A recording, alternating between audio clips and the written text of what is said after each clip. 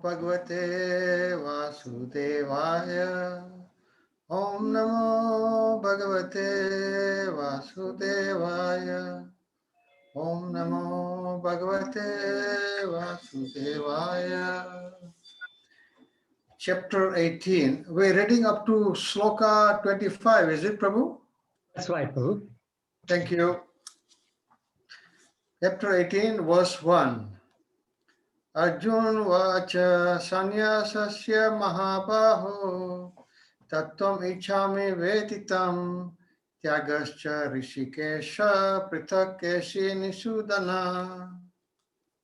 Arjun said, O mighty armed one, I wish to understand the purpose of renunciation, tyag, and of the renounced order of life, sannyas, O killer of Kesitiman, master of the senses. Text 2. Sri Bhagavan vacha kamyanam karmanam anashyam sanyasam kavayo vidu sarva karma phala tyagam prabhu tyagam vichaksanaha. The Supreme Personality of Godhead said, the giving up of all activities that are based on material desire is what great learned men call the renounced order of life, sannyas. And giving up the result of all activities is what the wise call renunciation, tyag. Text 3. Tyajyam dosha viditi eke karma prahu manishinaha yagna dana tapa karma nyatajyam iti chapare. Some learned men declare that all kinds of fruitive activities should be given up as faulty. Yet other sages maintain that act of sacrifice, charity, and penance should never be abandoned. Text 4. Nishchayam shrinu me tatra tyage bharata sattama tyago hi purusha vyagra trivida samprakirtitaha. O best of Bharatas, now hear my judgment about renunciation.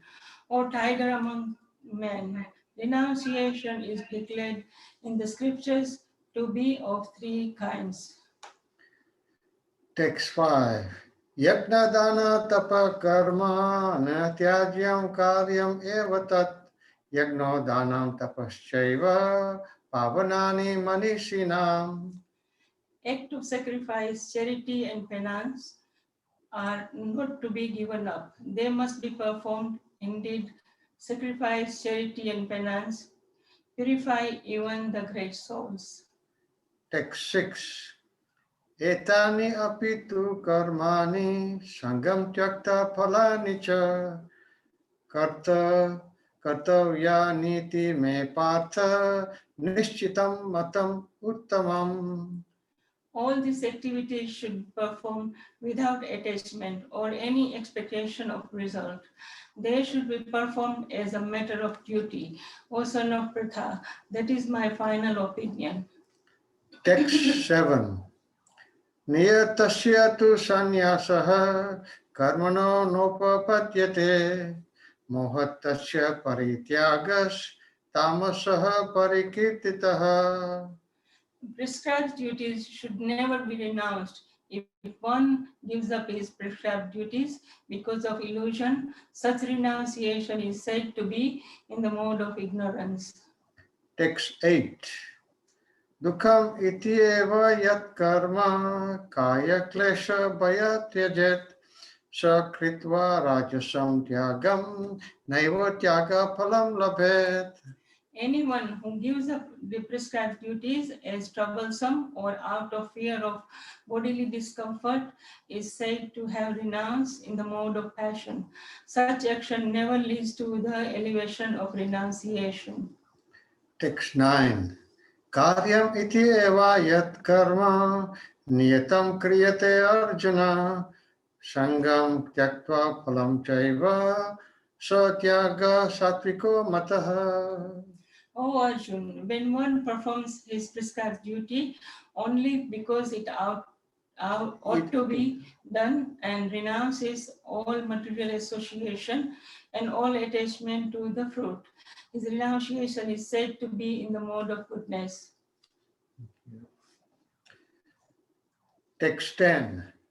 Na tvesti akushalam karma kushale nanusajate tyagi sato samavisto medhavichina samshaya. The intelligent renuncier, situated in the mode of goodness, neither hateful or inauspicious work, nor attached to auspicious work, has no doubt about work. Text 11.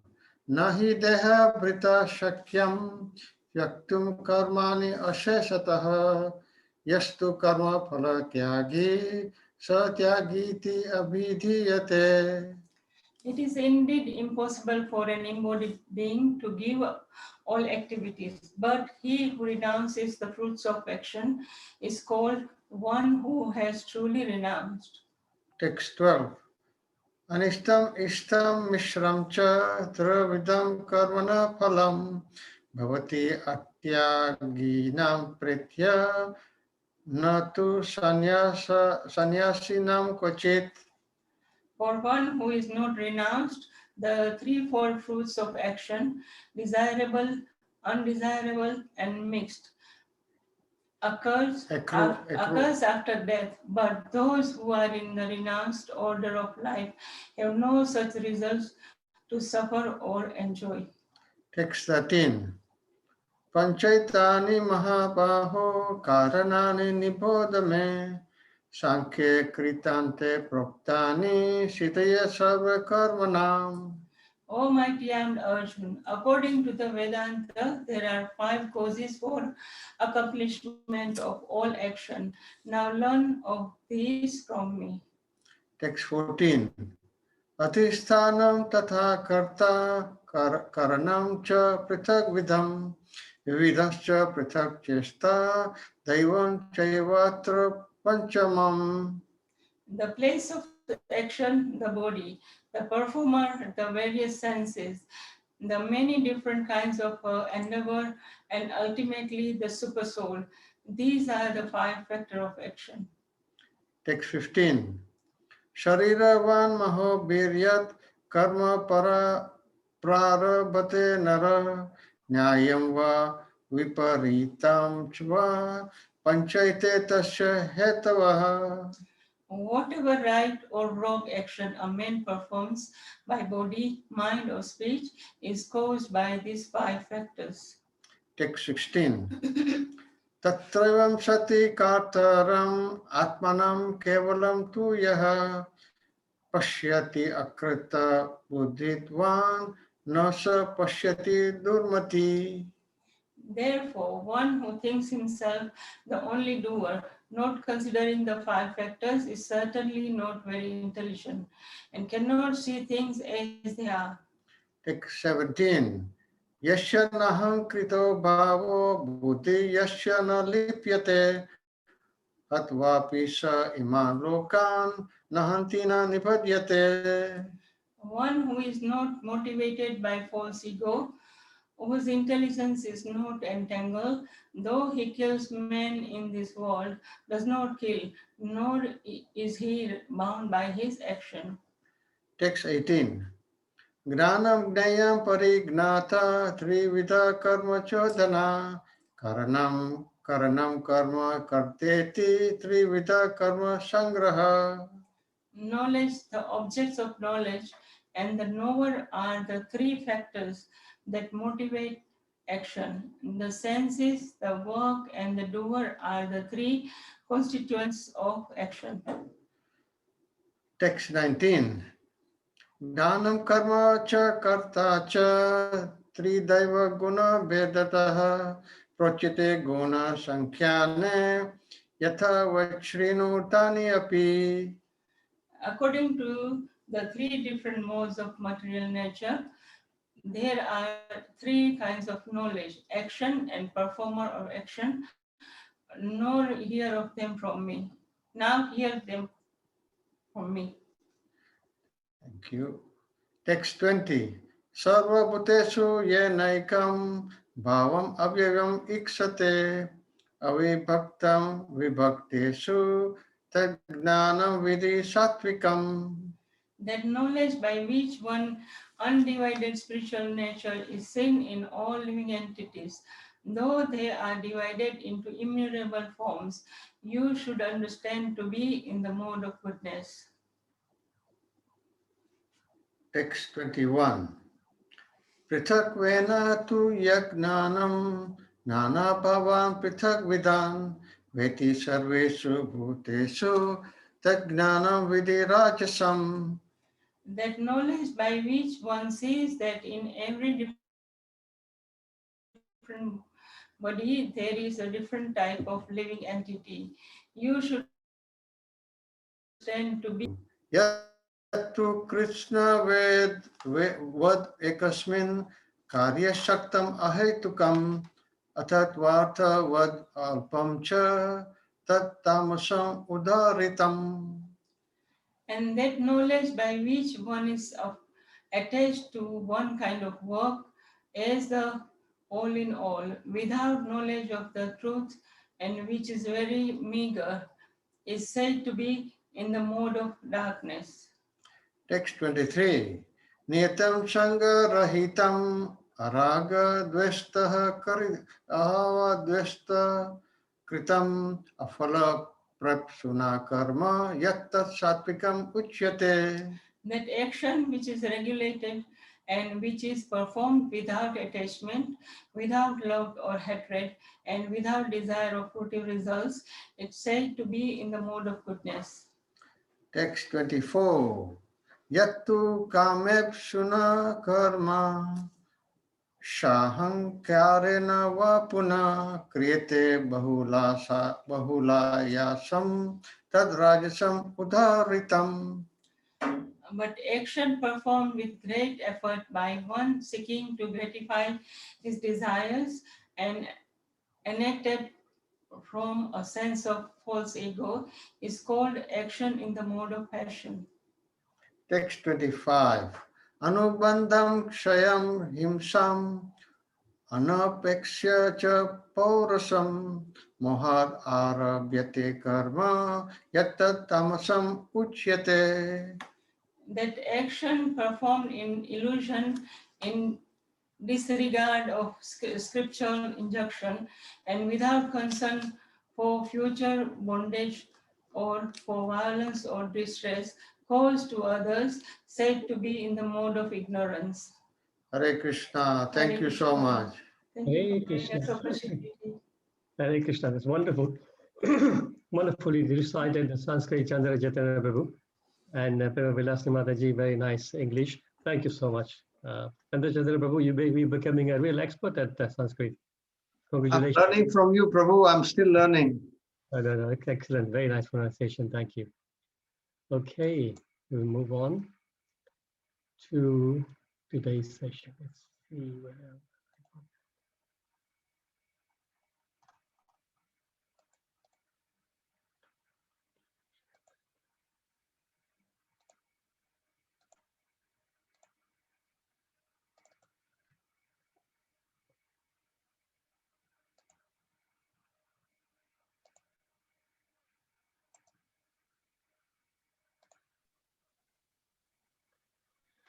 Okay, here we go. So we are now in the last chapter of the Bhagavad Gita. Sounds like about a year ago we started on chapter 7, isn't it? Maybe a few weeks from now will be 1 year. But so it's taken us about 1 year to get from 7th chapter to the 18th, which is fantastic. So yeah, exciting chapter. This chapter, as we know, is a summary of the Bhagavad Gita in many ways, but also very important in many ways because it reaffirms a lot of the truths that we've heard. So it reminds us about a lot of the other chapters that we have heard. So let's just see where we are. So chapter 18, conclusion, the perfection of renunciation. So before we do the chapter summary, we will do the invocation mantra. Om Namo Bhagavate Vasudevaya. Om Namo Bhagavate Vasudevaya. Om Namo Bhagavate Vasudevaya. So chapter 18 summary. So we'll just do the summary of the parts that we are on because it's quite a long chapter. It is the longest chapter actually of the Bhagavad Gita. So yeah, so we actually in the first section, which is the summary of the chapters 1 to 6, the karma section. As we know, Bhagavad Gita has got karma, bhakti, and then jnana. So we now these first 12 texts will summarize the karma section. So the question that was asked, anybody know what was the question that Arjuna asked? What is renunciation? Hare Krishna Prabhuji, what is renunciation and what is renounced order of life? Exactly, very good. Yes. What is the purpose of renunciation? So basically he's asking what is the difference in between these two, but even to us it sounds very, very close, very similar. And then in the very second text, Krishna actually says that giving up the activities based on our fruitive desire is what is called sannyas, and giving up the results of the work, that is called tyag. That is what he says. And then in the third text, he says, he says some say that all fruitive activity should be given up, and then others say that only the acts of others say that others say that they should not be given up. So that's what the third is saying. And then in the fourth, he says, okay, now I'll give you my judgment. So yesterday's text was a very short text where he just says, okay, now hear what I have to say. So he's given us the quandary, and now he's going to say, okay, this is my idea of it. So this verse will start to give the answer. Text 5. Yagnadana tapa karma na tyajyam karyam evatat yagno danam tapaschaiva pavanani manishina.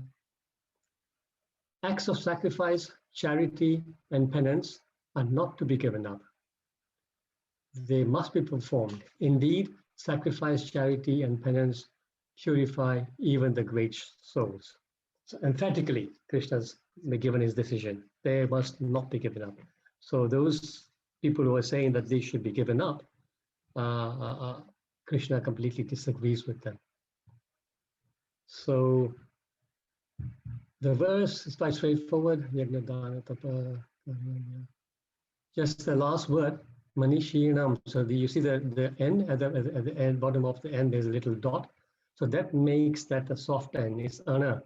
So not manishinam, but manishinam. That's the only thing that we can pick up in this verse.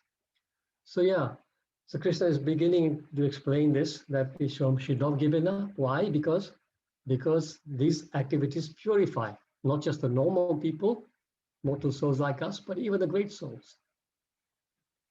Manishinam, that manishinam word means mana ishanam. Mana, two words. Mana means mind, and ishanam means controller. So one who's controlled over the great sages, the great kings, the great maharish, the rajarshis, they have controlled their mind. So they are called manishina.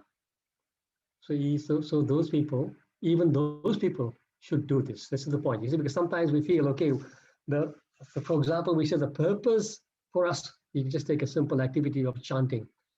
Purpose of chanting for us is to obtain pure love of God. So then somebody would say that, okay, so once you chanted, and then suddenly you do achieve the prema of God. If you get to the prema stage, then what? You give it up? So no, the answer is no. You still do the same. You see, the end and the purpose is the same. You carry on chanting. So similarly, these things are not to be given up. And because they are purifying. Pavana, we know the word pavan, patita pavana. So pavanani, purify. So yeah, that's the verse. Let's now go to the purport and let's see who can see on the group. Somebody can read it. Okay, Alejandra Mataji, are you able to unmute and read this, please?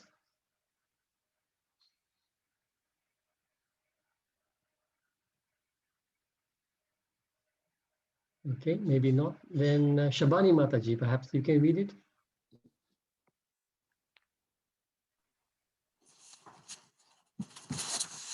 Yes, Prabhuji. Hare Krishna, Prabhuji. Hare Krishna.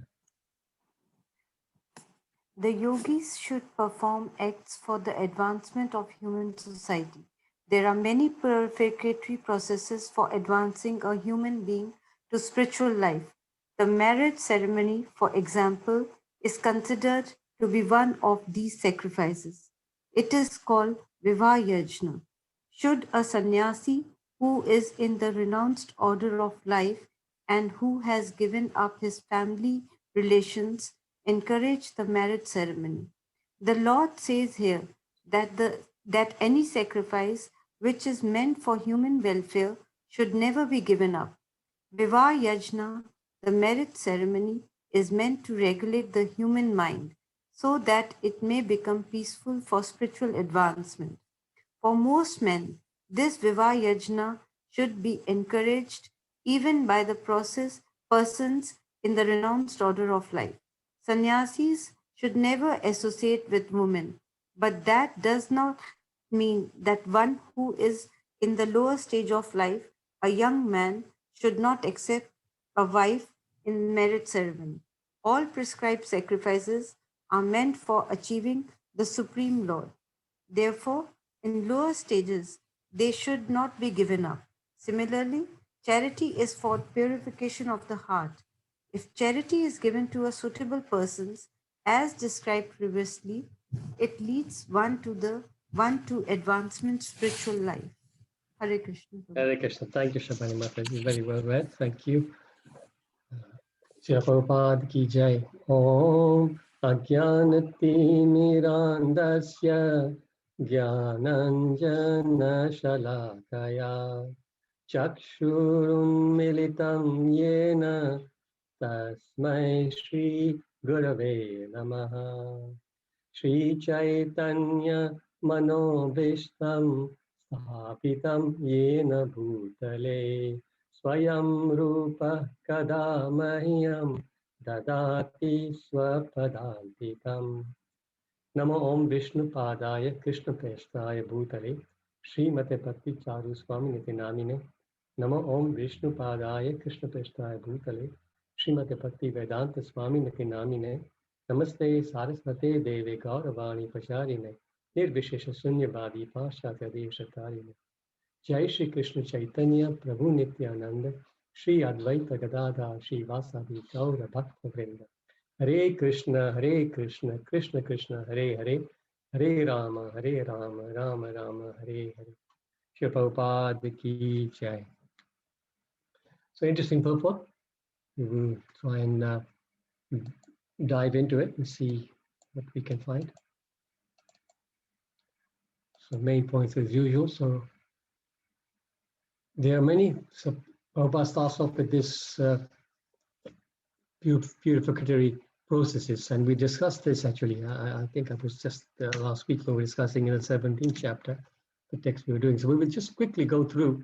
There are many, of course. There are probably hundreds of this kind of yagyas, the processes, but the first 10 I mentioned, that the most important I mentioned, and we went through that. Garbhadan. What kind of sanskar is it? Garbhadan, Hare Krishna Prabhuji. Garbhadan sanskar is when baby is conceived. Before that, they do Garbhadan. Correct. Thank you. Kanta Mataji, thank you very much. It is, yes, it's actually before conception. Next one is Jata Karma. When they do Nam Sanskara? No, this is before Nam Sanskar. This is actually at birth, the birth ceremony. Birth ceremony. Yeah. And then comes Nama Sanskar, which is Give the name. Name, The name. the- naming ceremony. Yeah. Then Anna Prasana. First grain. Exactly. So, yeah, beginning of solid food. Then Karna Veda. Yep, Karna, yes. Of the year. yeah, we're saying very good. Churak Karma. Cutting the hair. Yes, head shaving, very good. Then Vidya Ramba. Studying. age. Yeah, beginning of education, commencement of education. Upanayana. Yagnopavi. Yagnopavi. Very good. Sacred thread ceremony, very good. And then, of course, Vivaha, we all know, marriage. And Anyesi, we also know that, which is the Antim Sanskar. So these are the 10. And Prabhupada says in this purport, all these prescribed sacrifices are meant for achieving the Supreme Lord. So these are not karma kandi. See, generally speaking, people do these rites, even if they do. Most of them we don't do nowadays. But even those who do them, they do it in a karma kandi fashion. But actually, one should know the aim is by this purificatory processes, we are getting closer to Krishna. We're supposed to take it like that. Then Prabhupada said, should a sannyasi who is in the renounced order of life and who has given up his family relations encourage the marriage ceremony? So, interesting question that certainly Prabhupada is putting it here.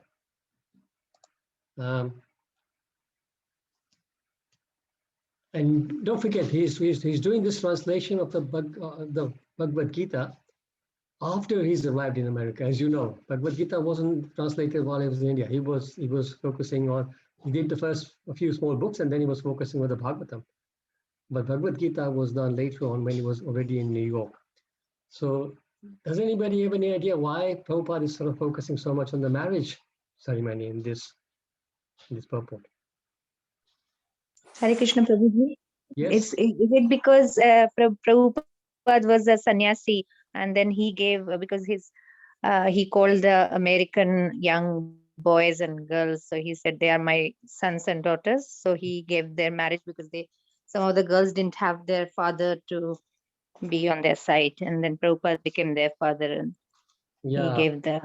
Exactly. Not just his father, Prabhupada actually became the priest.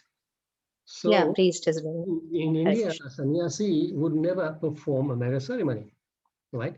So when Prabhupada, and because of course when the early devotees, they were all hippies and they were boyfriends, girlfriends, and they were all Living together. right? So when Prabhupada, of course, Prabhupada, first thing he did was he said, look, you can't just live like you. If you want to live together, you get married. This is the Vedic way. And so they said, yeah, we want to get married, but how do we do it? So Prabhupada, rather than looking for some karma kandi priest who would come and do the ceremony, he said, no, I'll do it myself.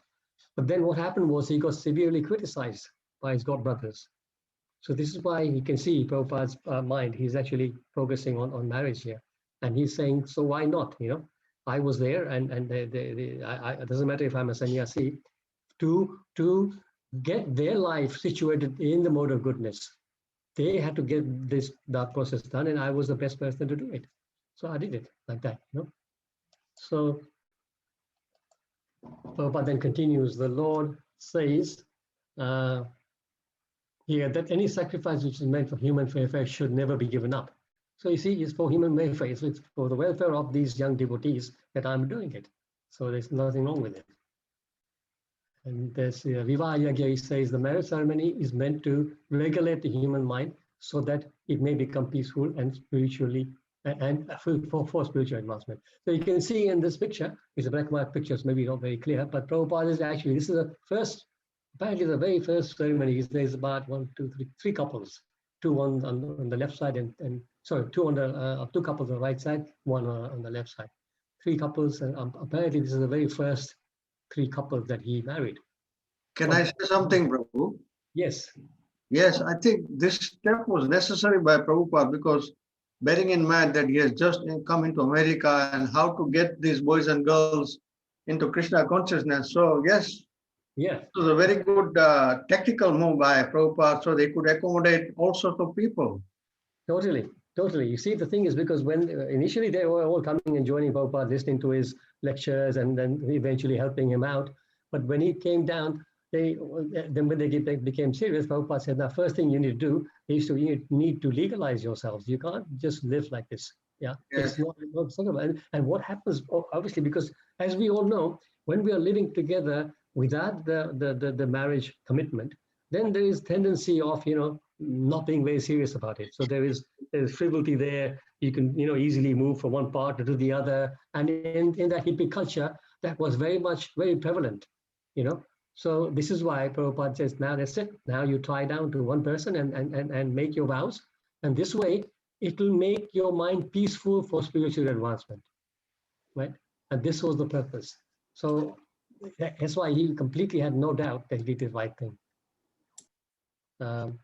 So for most men, he's saying this Yagna should be encouraged even by persons in the renounced order of life. So see, by him saying, yeah, I may be a renounced order of life, so it should be encouraged because, okay, ideally, all men should remain brahmachari. Actually, if you really want to make your life extremely successful, ideally brahmachari, one should celibacy is excellent, right? As we know from history, Bhakti-Charya Maharaj also just the other day I was listening to class, he was talking about how when being a brahmachari, by preserving your semen, apparently the semen or the virya, the power of the semen rises upwards because it's not being wasted, it rises upwards within your body, and it then actually nourishes the brain.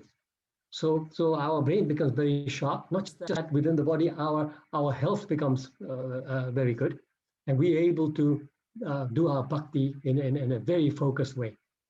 So this is why that should be the case. But having said that, we are all humans, and it says that for most men, so most men will not be able to sustain that. So you can't do it artificially. You will fall down. So brahmacharis, we also have, for example, we have currently a situation in the manner we have brahmacharis, we have people like Sutapa Prabhu, Nishkinchan Prabhu. No, Nishkinchan Prabhu changed his ashram. But Sutapa Prabhu, who else is there, who's remaining a sannyas, brahmachari? Shiva Prabhu, yeah, people like that. So they are firmly decided that I'm going to remain like this. Now, Chandra Prabhu, right? But there are others who were brahmacharis, but then they decided that they want to change ashram. So yes, it's also fine, completely okay. Yes, you experience the brahmachari life, but then you realize it's okay for me. I need to have a grihastha life. So then they're allowed, completely legitimate for them to move on.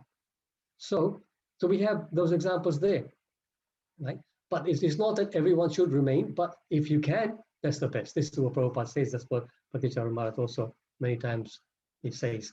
His instructions given to Srila Prabhupada, to Bhakti-Charya Maharaj by Srila Prabhupada was this. A very early time when he realized he was this young devotee is very serious, he told him that you have come and gone for many, many lifetimes, and you've tried to enjoy material nature for many, many lifetimes. Give this one lifetime to Krishna and see what happens. Nothing to lose. You've already gone through it, so one more lifetime. But try and give this lifetime to Krishna and see what happens. And then the next instruction was, don't get involved with women. So of course, Bhakti-Charya Maharaj took it to heart and he remained like that. But you see, Prabhupada could see that this person will be able to sustain it. To other people, Prabhupada was saying, get married. Of course, not sannyasis, but other devotees, yeah, like that. So a guru knows, a spiritual master knows our heart. So grihastha life is necessary, very necessary step and very legitimate step. So there's grihastha and there's grihameti. Can somebody explain the difference to me?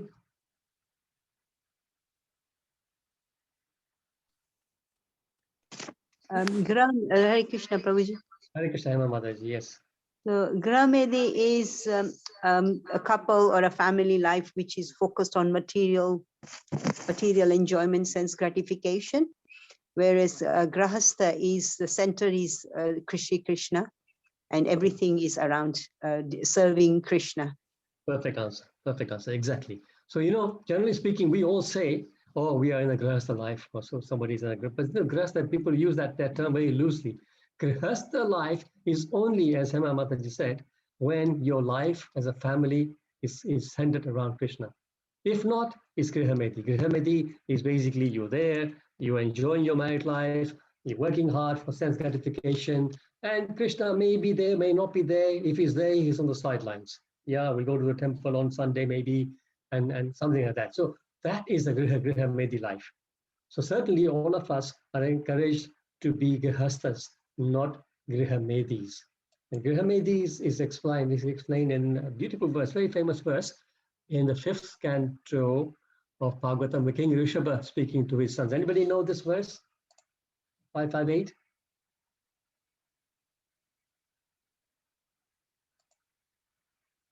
Pumsa Sriya Mitu Nibhavam Etam Tayor Mithoridaya Granthi Mahu Ato Griha Kshetra Shutapta Vitte Janasya Moho Yamaham Mameti. You will hear many times Prabhupada quote, especially this last line. Janasya Moho Yamaham Mameti. So, translation, the attraction between male and female is a basic principle of material existence. On the basis of this misconception, which ties together the hearts of male and female, one becomes attracted to his body, home, property, children, relatives, and wealth. In this way, one increases life's illusions and thinks in terms of I and mine. Such a powerful verse, right? So everything starts from this basic concept. And that is, Prabhupada says, the attraction between male and female is the basic principle of material life. And then he says, based on this misconception. So you think, okay, why is he saying it's misconception? It is a fact that male and female get attracted to each other. But it's a misconception. Why? It's misconception because that is not supposed to be the aim of life. Yes, you can have a partner, you can get married, as we said before, but that is not supposed to be all. We're supposed to have that as part of our life and have our sadhana as a main focus. So the human life can be successful in any ashram. It doesn't have to be a brahmachari or a sannyas ashram for you to be successful. You can become successful in a grihastha ashram. And Prabhupada often used to say that whenever you used to meet a grihastha couple who were very seriously doing their sadhana, like many of you are, recently I had an opportunity to speak with Hema Mataji and Shailesh Prabhu, and I heard the kind of sadhana they do. It's amazing sadhana, terrific sadhana. So Prabhupada will be very, very happy with that. Prabhupada said that it's easy for a brahmachari to do his sadhana because he's in the temple. Even if he's not in the temple, a brahmachari, he's got nothing else. He's got no other responsibilities. He can do his sadhana very well. But for a grihastha, with all the responsibilities that they have, work and everything else, for them to maintain a sadhana is commendable. So this is how we should all take examples of couples like this and make our life successful. So yes, even a grihastha, as long as you have your priorities right, you can make this life successful. Prabhupada says that in the purport, due to the entangling relationship between man and woman, there is a sense of illusion whereby one thinks this man is my husband or this woman is my wife. This is called Hridaya Granthi, the hard knot in the heart. This knot is very difficult to undo. Even though a man and woman separate either for the principles of varnashram, which means they separate because the husband takes sannyas or vanaprastha, or simply to get a divorce. In any case, the man always thinks of the woman and the woman always thinks of the man. Thus, a person becomes materially attached to family, property, children, although these are temporary. So this is the point. All these things that we are attached to are temporary, and we need to continue and maintain our responsibilities and perform our duties at home, but temporary. Remember this thing, temporary. I am not temporary. This body is temporary. I am not temporary. So everything related to this body is temporary. Therefore, I must carry on looking after whatever my responsibilities are, but I must not neglect my soul, myself, because I'm going to be there alone when all these other people are left behind, and I've got to fend for myself. So this is why very important to keep Krishna in the center of lives. So some interesting quotes from Prabhupada about marriage. Prabhupada said, marriage based on the principles of religious life is therefore current in all civilized human society, because that is the way for restricted sex life. As I was saying earlier, when people are bachelors and spinsters, they have freedom to do whatever they like to a certain degree. So this restricted attached sex life is also a kind of yajna, because the restricted household sacrifices is general tendency towards sense gratification for higher transcendental life. Then he says the Vedas prescribe, therefore, sacred marriage for regulated sense gratification. Thereby, one is gradually elevated to the platform of release from the material bondage. And the highest perfection of liberation, of liberated life, is to associate with the Supreme Lord. So many, actually, there are beautiful purposes Prabhupada's got. This is just a two I picked up, emphasizing this point. So then Prabhupada says, similarly, charity is for purification of the heart. If charity is given to a suitable person, as described previously, it leads one to advance spiritual life. So we covered the different kinds of charity in the 17th chapter, as we know. So we quickly go through this. This caption is very nice. The Lord is the bestower of all benedictions. If someone gives something to the Lord, he is not a loser. He is the gainer by 1,000,000 times, Prabhupada says. And here in the picture, you got Sudama Vipra. As we know, he went to see Krishna after such a long time. Krishna is the king of Dwarka, prince of Dwarka, and he goes with a bag of chipped rice. And in return, we all know what happened. He gets everything that his wife was looking for. He probably wasn't too keen, but his wife wanted to have the comfort of life, and he got much more than what he could imagine. So we can just quickly look at the 3 types of charities. Charities given out of duty without expectation of return at the proper time and place and to a worthy person is considered to be in the mode of goodness. Charity performed with expectation of some return or with a desire for fruitive results or in a grudging mood is said to be the charity in the mode of passion. And then charity performed at an impure place, in improper time, to unworthy persons or without proper attention and respect is said to be the mode of ignorance. This is some revision of the 17th chapter. And then going on about charity. So here, this is a beautiful story. The Prabhupada says, if a devotee offers something to the Lord, it acts for his own interest, because whatever a devotee offers, the Lord comes back in a quantity of 1,000,000 times greater than what was offered. One does not become a loser by giving to the Lord. One becomes a gainer by 1,000,000 times. He's just repeating that caption. But we all know this story about the fruit vendor and how just, she was so pleased with Krishna, and that Krishna brings just a handful of grains and she gives all the fruit to Krishna. And in return, when she returns, the basket feels very heavy and it's full of all invaluable jewels. So Krishna instantly gives us the return. Then he says sacrifice, just to wrap up, sacrifice, whenever there is any havan, any yajna done, we always hear, as before, we say swaha, after we swaha, idam krishnaya, idam na mama. The Pandit will always say that. So this is all for you, Krishna, nothing for me. So this kind of sacrifice, everything's for Krishna, is explained in the 3rd chapter of Bhagavad Gita 9. Yagnatat karmano nyatra loko yam karma bandhana tadartham karma kaunteya mukta sangha samachara. Work done as sacrifice for Vishnu has to be performed. Otherwise, work causes bondage. in this material world. Therefore, O son of Kunti, perform your prescribed duties for his satisfaction, and in that way, you will always remain free from bondage. So this is a very key verse, how to remain free from bondage. You cannot stop action. Action will have to be done. But if you do the action for Krishna, then there is no bondage. In this way, we remain in this world, we remain mukta, jivan mukta, as they say. And then 927, again, similar theme. Yat karoshi yad asnasi yad juhosi dadashi yat tapasyashi konteya tat kurushva madarpanam. Whatever you do, whatever you eat, whatever you offer or give away, and whatever austerities you perform, do that, O son of Kunti, as an offering to me.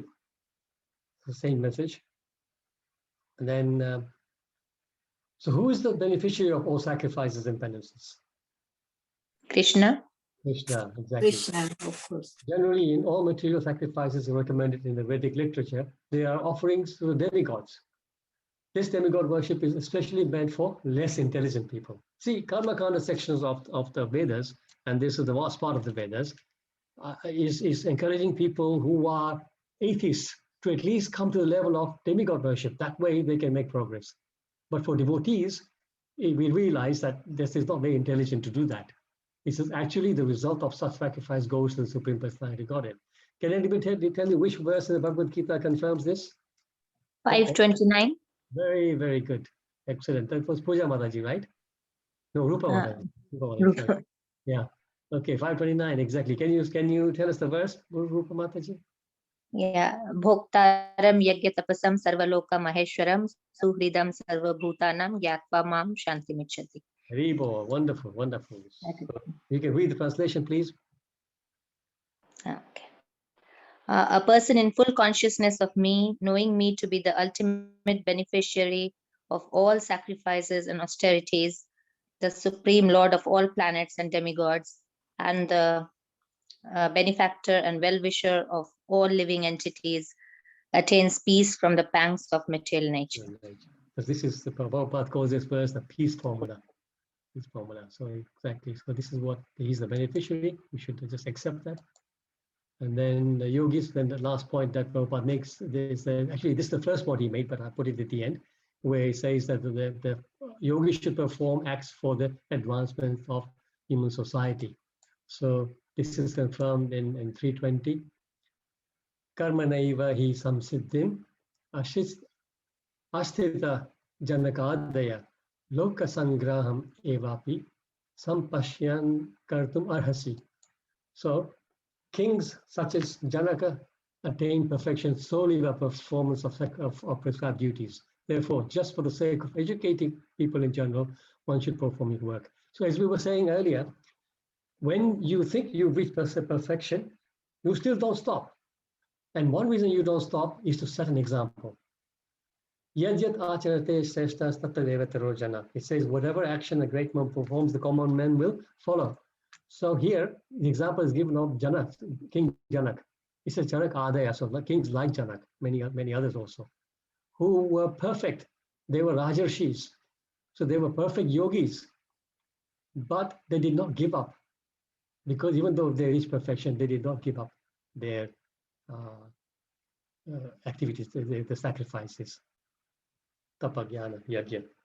So this is the lesson this particular verse teaches us. So I will stop here. Before we open for questions, just wanted to make one announcement that Santosh Mataji and Alejandra Mataji, they run, some of you already must know, they run a Srimad Bhagavatam reading, reciting Zoom meeting every day from 6 to 7 p.m. So whenever, if any of you have time, you should try and log in. What I will do is after this session, I will share the details, the leaflet and everything. And most importantly, tomorrow they have a guest speaker who is going to join them from 6 to 7. And he is going to be none other than our dear Sutta Prabhu.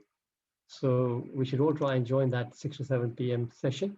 I will share the details on the group after the class. So I'll end here and open up for any questions, any realizations, corrections.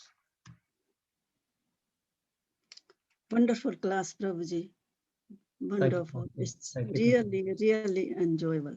I really enjoyed it. Very pleasant. Thank you very much, Prabhuji. Thank you, Kanta Mataji. I'm just repeating whatever I'm reading from Prabhupada and Guru Maharaj. Just wonderful. Amazing. Hare Krishna. Hare Krishna. If there's no questions, maybe any reflections, anything that somebody could sort of expand on, or something that you really liked from this session. Hare Krishna Prabhuji. Can I ask you one question? Yes, please, Sima Mataji. I want to know, we, as you were just explaining about Vivaha Yajna, married life.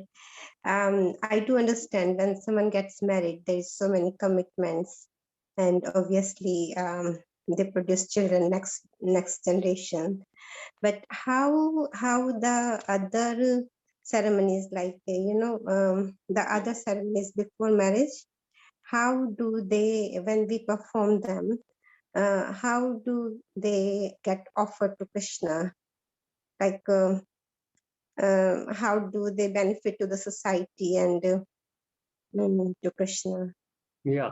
So the sanskaras, so we do any sanskaras we do. So for example, when we are doing, just think about the first one, the Garbhadan sanskar. Garbhadan sanskar. So basically that sanskar, if you have a Karmakandi Pandita who's come to do that ceremony for you at home, he will have probably a Karmakandi idea about it. But as devotees, what we do is, yes, I'm doing this sanskar Krishna for you, to please you, so that you can bless me to have a child who will become a great devotee of yours. So this is the mood a devotee would have, right? So this is how we're offering that sanskar to Krishna. So similarly, all the one along the line, as long as we're keeping Krishna as the motive for that, to get blessing from him, then that becomes an offering to Krishna. I see. Okay, thank you, Prabhu. Thank you, Sima Mataji. Hare Krishna, Prabhuji. Hare Krishna, Hema Mataji. Thank you for a wonderful class, Prabhuji. I was just wondering about this Garbhadan Samskar. So if the soul is coming to you based on your karma and all that, would the Garbhadan Samskar change the soul that comes to you? Would it be Yes. a difference? Yeah? Yes, certainly. That's a point. You see, the point is, yes, according to our karma, we'll be destined to have a particular kind of soul that will become our child. But by performing these sanskaras, we are actually able to please the Lord. So the Lord alone, because we can't change our karma ourselves, nobody else can. Demigods can't change our karma, but the Lord can. The Lord can do everything. So we then, by getting his blessings, we get benefit of a soul, a pure soul that would enter, rather than just an ordinary soul. This is the whole point of these sanskaras. That's really powerful. Very Yes. powerful, yeah. And this is why it's such a sad part that, most modern Indian couples have completely forgotten about it. Most families have forgotten about this. Yes. And I include myself, our family, in the same thing. Until we came to Prabhupada's teaching, we didn't know all this. No. We saw all these things as something that our forefathers did, and some kind of a ritual, but we had no understanding. Yes. Because you sometimes see two children and the same parents have brought them up with all the samskaras, but then still their inclination for bhakti is very, very different. Correct. So then how has that Garbhadan samskara helped? Yeah, no, but yes, of course. If you see, the thing is, if they've done the Garbhadan sanskar, generally speaking, you would get a child who is going to be pious, right? If in the karma of that child is not destined to be a perfect, a pure devotee this lifetime, but he will certainly make the progress on that, right? And then even along the way, you will find that yes, with the sanskaras, they are there. There's a percentage of goodness that will come with it, but then they still have to play out their whatever the karma they had, right? So that works, So it's obviously not 100%, but you're getting your your chance is much better by doing this sanskar. Chances are better, yes. Yes. Yeah. Because Thank the karmas of the child, as that he brings, he or she, and our own karma. It's a sort of joint karma as well, isn't it? So that all has to play out.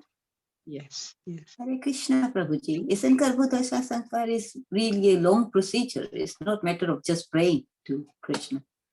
No, of course it is. It is a proper sanskar, a proper yagya. But what I'm saying is that during the yagya, throughout the yagya, whatever the mantras have been chanted, they will be Vedic mantras, and some of them may be Karmakandi kind of mantras. But we, as devotees, as long as we keep our focus on Krishna, then that's the point Prabhupada would make, right? Oh, I see. Okay. But it was a long procedure. It's not just matter of yagya and the prayers. Because you have to read lots You of are right. spiritual books. Actually, it's a long process one has to follow. Yeah. With, how many rounds they do and what time and everything is Right. included in that. Yes, yes. They would do. I've heard of couples who would chant. I think some would say they was chanting 64 rounds before something like that. You know, so it's a pretty. It's not a thing. So whatever you're advised to do by your the senior that you're taking the advice from, you would do. Thank you. Hare Krishna. Hare Krishna, Prabhuji. Hare Krishna, Prabhuji. Wasn't that the reason why Prabhupada ji getting them married, because they were young devotees? And Yes. Because getting them married, they can follow the 4 regulative principles, you know. Exactly the point. Exactly, because if you left them like that, first of all, it would be completely sinful to live together. Together, illicit sex, otherwise, you know. Exactly. Yeah. So to save that, Prabhupada ji thought that get them married. Absolutely as soon as right. possible. Exactly right. Yeah. Thank you. Thank you for raising that. Thank you, Hare Krishna. Ila Purushottam Prabhu, you're there. I can see your name. Are you well? Are you okay?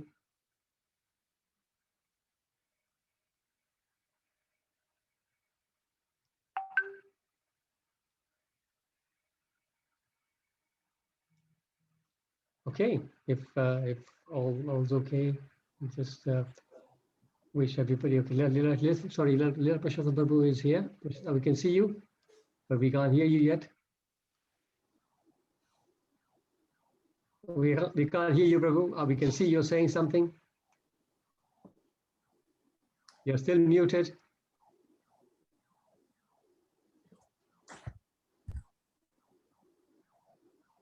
He's having difficulty unmuting, I think.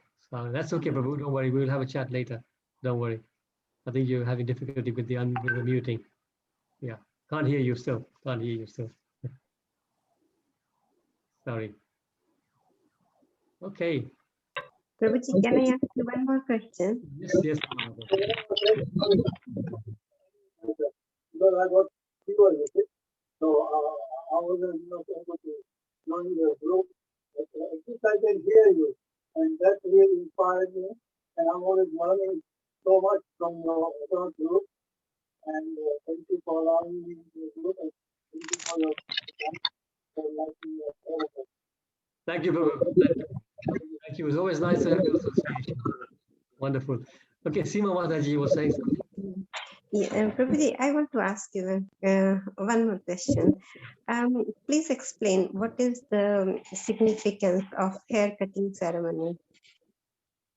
Oh, yeah. Can somebody help? Because I must admit I don't actually know. I'll be guessing. So if maybe somebody can, somebody who knows can explain the significance of cutting the hair.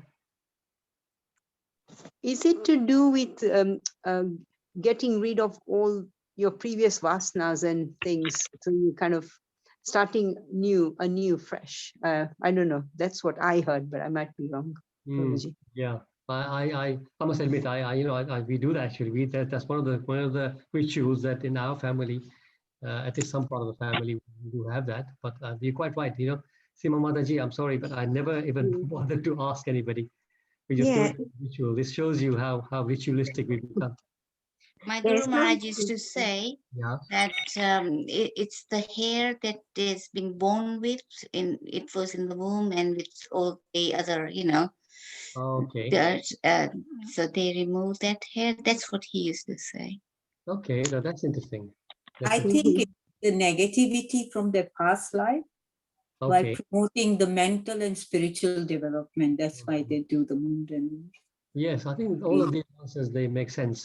Hare Mm. Krishna Prabhu, is it also to diminish the proud? Because a lot of, a lot of people, men, they have some proud in their hair. And there's also, some recollections in the past that there is some power of some people get the power energy from the hair. Yeah. And by cutting it, then you're cutting this pride-ness and arrogance, and then you're ready to serve. Yes, so Alejandra Mataji, I think your answer is right for the adults when they shave their heads. But here the question was about the babies when they're there's a culture, there is a ritual in most Hindu families that when the baby is about 1 year old, child is 1 year old, then they would have shave the hair. So there's no question of pride. There's some other there are significance that Bhagwati Mataji and Hema Mataji explained, and also Vishali Mataji. Those things make sense. That yes, it's some kind of contamination because it's been in the womb and all that. So this way you have a fresh start and fresh hair. But Prabhuji, they only for the boys, not the girls. So only for the boys. So exactly. So that's the point. You see. So if you take that, that's a good point actually, Krishnamani Mataji, because if you take that and say that, so why only for boys it is contaminating and not for the girls? Yeah. In my parents' side of the family, the firstborn child, whoever, girl or boy, has the hair mundan.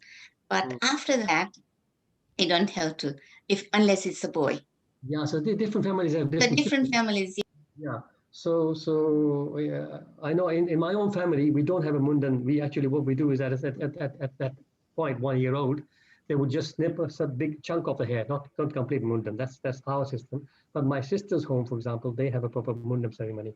But like I say, I think I will what we'll do is we'll just put it. Maybe we can get Hema Mataji. Maybe I can give you the assignment. Perhaps you could do some research and come back to us in the next session. Okay, Prabhuji, I'll look into That'd be that. nice. Thank you so much. Thank you. Thank you. I was told, can I say something, please? Yes. I was told that it signifies the freedom from the past and move into the future. Varsha Mataji, if that makes sense, and I said in the beginning it does make sense, but then why only for boys, not for girls? Don't know. Yeah, sorry. Don't know with that one. I think for the boys it was in the odd year, but for the girls it was in the even year. So it used to be but it's not in our Hindu babies, I think so. And I don't understand why.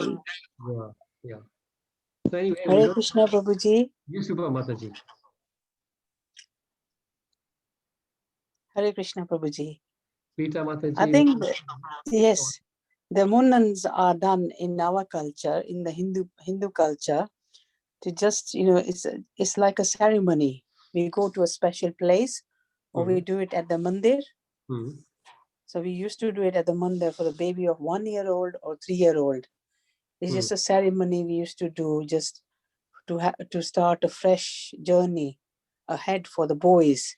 And in some of the other Hindu people, the girls also have their mundan done. Okay. Yeah. Yes, Prabhuji. In some families, some families, the girls are also, they also have the. Yes, they do. Yes, they do. girls mundan only they do it in South India, isn't it? Like Tirupati, Yeah. I think in Gujarat usually it's not the girls. The girls don't get a mundan. Yeah, in ours they don't. In North India, I don't think that's the culture. So anyway, as you can see, there's lots of different ways of doing this. And obviously there is some logic somewhere. But Hema Mataji will give us the expert answer next time. Jai Krishna. I got one answer. Yeah. Hare Krishna. I got one answer for the female why they don't do the girl family. Yeah. because the boy ceremony in our culture, Patel people, they do to the goddess, which is like called Kurdevi. So they offered the hair to Kurdevi of the boys, but they can't do the girl because the girl get married and she get different Kurdevi, whichever the husband has. So that's the reason they don't do in our culture girls' hair, only boys' hair do. Yeah. Which is like a Charotar side Patel, we do like that. Okay, yeah. So you can see there's so many different ways. Yeah, different cultures and different areas. We all Gujarati even do various ways. So, you know, basically what happens, you see, all these different rituals come from one particular Vedic conclusion. So, and then people take it and interpret it in slightly different ways. So if we get to the root, if somehow Hema Mataji, with research, we can get to some kind of a root, then you will see that everything else will make sense from there. Because nothing, all these rituals are not imaginations. They all are rooted in the Vedas. So we just need to get some expert to tell us where it's coming from. Thank you, Prabhuji. We will wait for Hema Mataji to bring the answer next week. Thank you so much. Thank you. Okay. Thank you, Prabhuji. Yes, we'll wait for Hema Mataji to get with the expert advice on about the hair ceremony, hair removing ceremony. That will be a good one. Perfect. Yeah. Thank you, Prabhuji. Santosh Thank Mataji. you for a wonderful class. Thank you, Prabhuji. Thank you, Rita Mataji. Santosh Mataji, I already announced about the about your session tomorrow. I'm not sure you missed it, but I will put the leaflet on now. Thank you, Prabhuji. Sorry, I was called away to take an important phone call. Okay. I wasn't present. I made the announcement. I just said Sutta Prabhu is there tomorrow, so everybody, we will try and join. And I said I'll also, after the session, I will forward the link and the poster to them as well. Thank you very much, Prabhuji. I really appreciate it. No, you're absolutely welcome. Absolutely welcome. You're doing a wonderful service, reciting the Bhagavatam, and great service. Thank you. And it's a group effort, Prabhuji. There are a few of us, and we are there all every day. Thank you very much. Thank you so much. Okay. Thank you so much, devotees. Thank you for your time. Once again, always wonderful to see you all. Please look after yourselves. Shri Prabhupada, Ki Jai, Vancha Srila Prabhupada, Ki Hare Jai. Krishna, Pratitana, Hare Bhagavad Krishna, Vaishnavi.